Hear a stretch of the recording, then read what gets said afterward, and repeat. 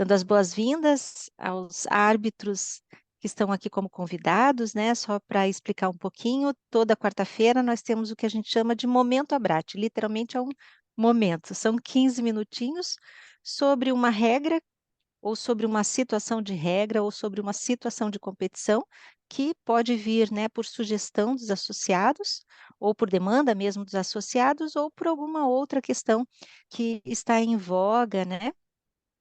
Em relação a regras no dia a dia da World Athletics, da World Parathletics, da World Master Athletics ou outra entidade responsável pelo atletismo. Então, deixa eu compartilhar com vocês. Semana passada, a gente falou sobre os cones e os prismas que ficam na linha de raia livre, né, onde os atletas fazem o desbalizamento dos 800 metros, do 4x4, nas competições da World Athletics.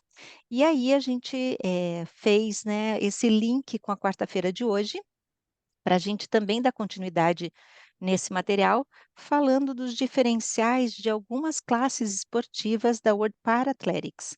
Então, só para a gente trabalhar um pouquinho em relação ao que diz o regramento da World Parathletics, né, eles colocam que tanto nos jogos do IPC, o IPC é o Comitê Paralímpico Internacional, e as competições, né, conforme tem uma parte que descreve quais são essas competições, a largada das provas dos 800 deve ser realizada em raias até a borda mais próxima da raia, da linha da raia livre. Isso é importante a gente relembrar do que a gente falou na semana passada, porque se é da borda mais próxima da linha de partida para se chegar nessa linha de raia livre, então os prismas têm que ser antes dessa linha de raia livre, né? Onde os atletas podem deixar suas respectivas raias.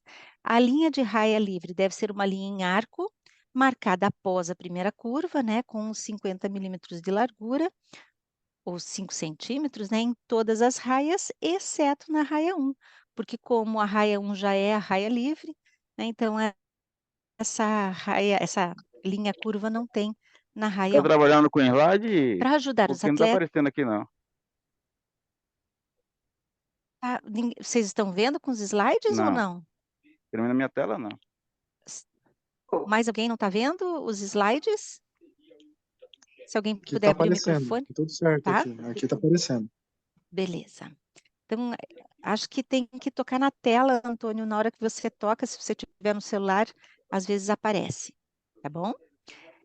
Dando continuidade nessas questões do desbalizamento, para ajudar os atletas, e não só os atletas, também a arbitragem, a identificar a linha de raia livre, pequenos cones ou prismas de 5 por 5, não mais que 15 centímetros de altura, e preferencialmente, né, de uma cor diferente, tanto da linha de raia livre quanto das linhas da pista, devem ser colocadas nas linhas da pista e imediatamente antes da intersecção dessas linhas da pista com a linha de raia livre.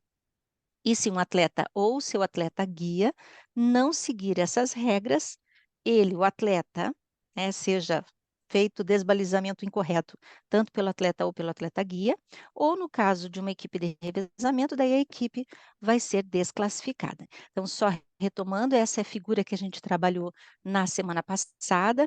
Aqui vocês veem na raia 1 que não tem essa linha curva, né, de desbalizamento, essa linha em verde, a pista é azul, a linha que marca cada uma das raias está em branco, que é o que traz a regra de 5 centímetros, e o prisma, preferencialmente de uma cor diferente, tanto a cor da pista quanto a cor da linha de desbalizamento e das linhas das raias, né?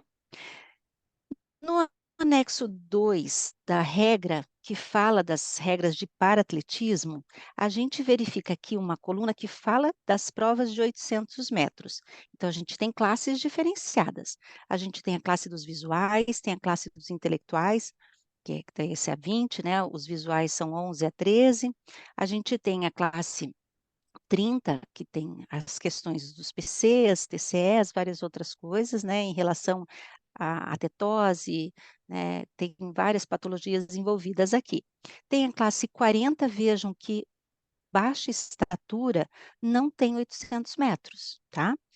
Nas demais, continua tendo aqui que sejam amputados, membros superiores ou inferiores, com ou sem uso de prótese, que são as classes 40 e 2 em diante, quanto a classe 60, né, 61 a 64, mas aquele amputado de mão ou de membro superior distal, ele também não realiza 800 metros. E a classe cadeirante, que é a classe 51 até 54, faz a prova, mas 55 em diante não faz. Então, esse aqui é um anexo que nos diz quais provas tem para cada classe. E a 18.4, na nota 1, coloca que para corridas de cadeira de rodas e as corridas em frame running, a frame running é a tal a que a gente conhece no Brasil como Petra, tá. Ainda não consta nesse anexo, hoje eles já estão trazendo a Petra para a classe 71 e 72, é uma nova classe, antigamente a gente tinha RR1, RR2, RR3, mas a gente vai passar a ter classe 70 aí. Então, se houver a prova de 800 ou alguma prova de desbalizamento que precise, os cones e prismas não devem ser colocados na pista, tá? Então, quando a gente tem corrida com cadeiras ou frame running, a gente não usa cone e prisma. Mas como que a gente pode fazer com que fique mais visual para os atletas e também para nós árbitros? Então, marcadores planos coloridos de 5 por 5 também podem ser colocados nas linhas da pista, claro que imediatamente antes da intersecção dessas linhas da pista com a linha de raia livre. Aqui é um exemplo, né? Tem o silver tape, tem outros tapes coloridos que a gente pode pegar. Essas fitas normalmente são de 5 centímetros, marcamos 5 centímetros, cortamos e fazemos a colocação na pista. Então, a 18.4 traz como comentário que além das bandeiras, né? Algum tipo de marcador plano pode ser colocado na superfície da pista, na intersecção das linhas da pista, claro que imediatamente antes da linha de raia livre, que podem ser mais visíveis para os atletas e, claro, não interferir em seu desempenho, que nós estamos falando de cadeiras, né? É importante que a cor desses marcadores planos, geralmente uma fita, seja de uma cor diferente, tanto da superfície da pista quanto das linhas brancas, e a gente acrescenta aqui também diferente da linha de desbalizamento. Pode ser um marcador colorido com uma aba macia para cima, desde que isso não atrapalhe o desempenho dos atletas. Então, aqui só mostrando para vocês, a raia 1 não tem essa linha de desbalizamento. Aqui na lateral seria aquela bandeira, né, ou uma haste que tem ali, a colocação é mais ou menos um pouquinho mais baixo do que eu, é 1,5 m, e essa linha de desbalizamento é onde a gente vai estar colocando esses marcadores.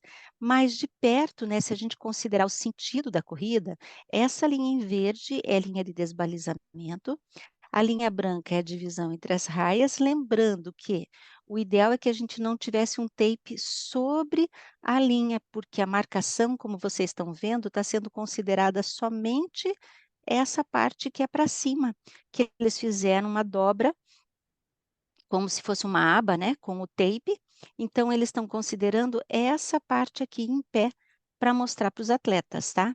Então a gente não vai considerar essa outra parte que está sobre a linha de desbalizamento, mas somente essa parte que pega a borda mais próxima dessa linha, mais próxima da linha de largada, né.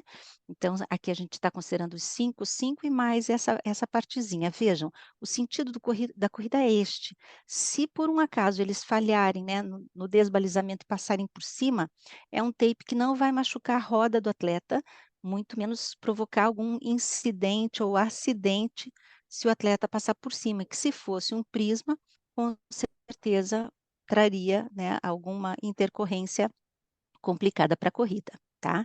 Então eles podem estar pondo a gente, né, no caso, pode estar montando, esse marcador de forma que fique visível para eles e também mais visível para nós. Vejam que se tivesse invertido, né, que ao invés de estar com a aba nesse sentido, que a roda passe por cima aqui, caso esteja de forma incorreta essa passagem, né, se essa partezinha tivesse virada aqui para o meio, talvez isso fosse um impedimento né, ou machucasse o pneu da, da cadeira de rodas, tá? A 18.7, na nota 2, traz que para corridas em cadeiras de rodas, uma bandeira de 1,5 de altura deve ser posicionada em ambas as extremidades da linha de raia livre, tanto no campo interno quanto do lado de fora da pista.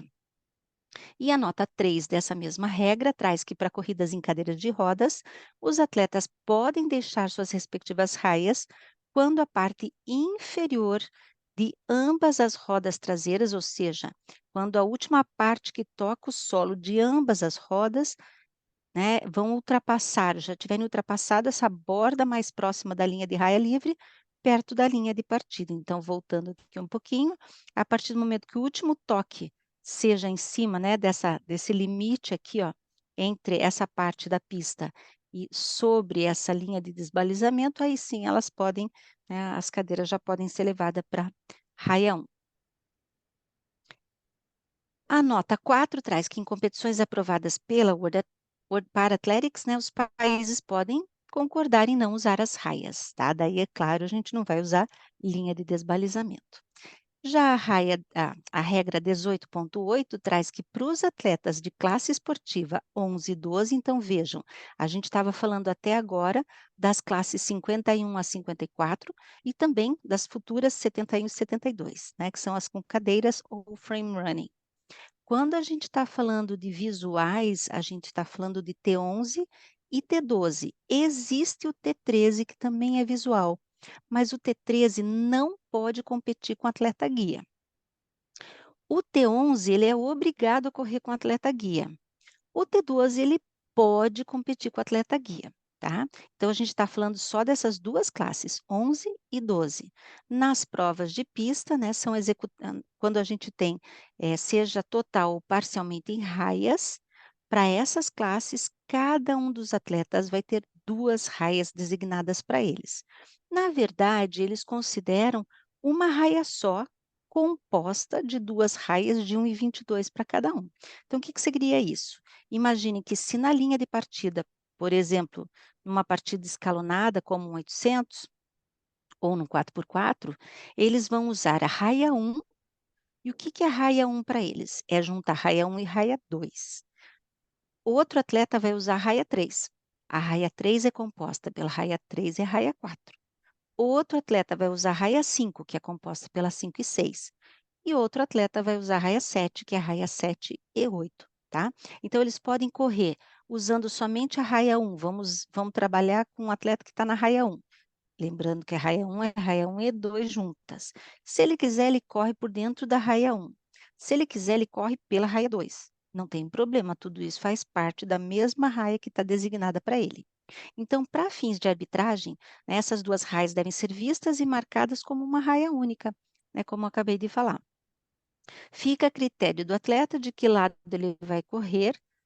Se ele tiver com atleta guia, o atleta guia pode correr tanto por dentro quanto por fora, tá?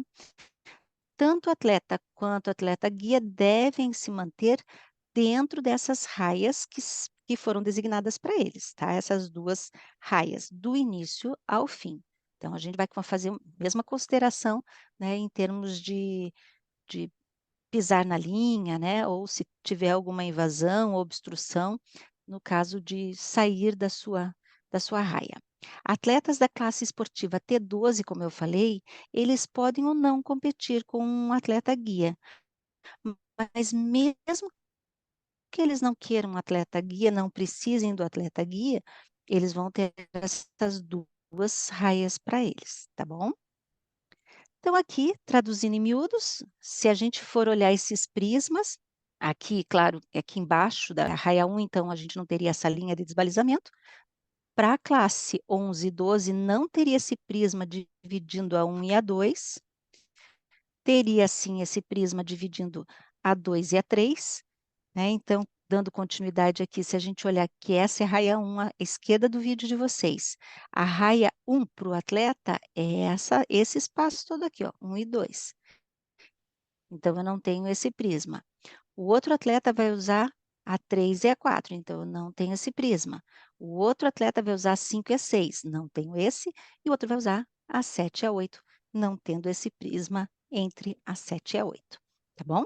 Então, finalizando aí o horário previsto, né, a gente trouxe a continuidade do que a gente trabalhou na semana passada sobre o uso de prismas ou cones e também dos marcadores, trabalhando, né, esse diferencial do que temos na World Athletics para essas classes esportivas, tá? Então, a temática a gente venceu aí, se vocês têm alguma dúvida, podem estar deixando aqui no chat, podem estar deixando lá no grupo do WhatsApp, que a gente vai respondendo na sequência. Só trazendo um pequeno informe para todos, né, a eleição dos delegados estaduais da ABRAT na região Nordeste, já foi formado um grupo de WhatsApp para a gente dar continuidade ao processo amanhã, para fazer a eleição dos delegados estaduais. E um pequeno aviso, né, na PagHiper, como mudou do dia 31 de março para o dia 1º de abril, ele está reconhecendo todo mundo que ainda não fez o pagamento de 2023 com o mesmo valor de inadimplência, tá? Então, se alguém tiver algum que estava ok em 2022, tá? Não é o mesmo valor de quem estava inadimplente de 2021 para trás, tá? Então, a gente vai estar só fazendo um trabalho de devolução de quem foi cobrado indevidamente. E quem ainda não é árbitro associado e quer, que a gente chama NV, que é novo, né? Ao se filiar, o valor é de R$ 50, tanto a anuidade quanto a filiação, um valor único de R$ 50 no ano todo, tá bom? É um pagamento único no ano, tá certo? Então, deixa eu parar de compartilhar aqui. Agradecer novamente, né, a presença de todos. Esse é o Momento Abrat, acho que foi o primeiro que a gente gravou e o Geraldo vai deixar disponibilizado depois para os associados, tá bom? Ok, boa Gente, noite. obrigado. Nos Tchau. vemos. Boa noite a todos. Boa noite.